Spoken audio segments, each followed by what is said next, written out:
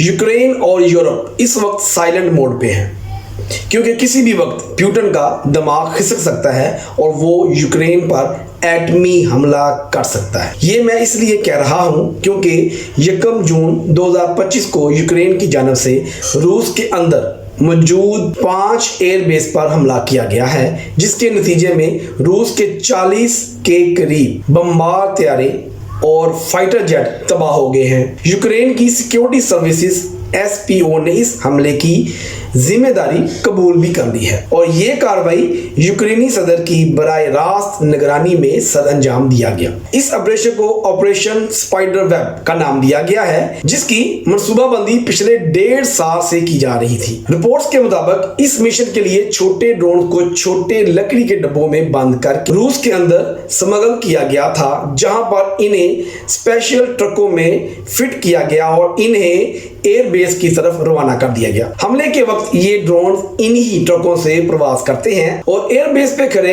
तैयारों को निशाना बनाते हैं। यूक्रेन का दावा है कि इस हमले में रूस के 40 से ज्यादा तैयारे तबाह होते हैं, जिनमें Tu-23M3 और Tu-93 बमबार और Air-50 वाइस तैयारे शामिल हैं। यूक्रेन के मुताबिक इस हमले में रूस के एयरफिट मिसाइल का 34% हिस्सा तबाह हो चुका है, जिससे रूस का तकरीबन $7 मिलियन का नुकसान हुआ है। दूसरी तरफ रूस ने इसको दहशतगर्दी करार देते हुए यूक्रेन को संगीन नताज की धमकी दी है और रूस ये कह रहा है कि कुछ ही दिनों में यूक्रेन एक बड़ी तबाही को देख रहा है जो इसने पहले कभी नहीं देखी होगी।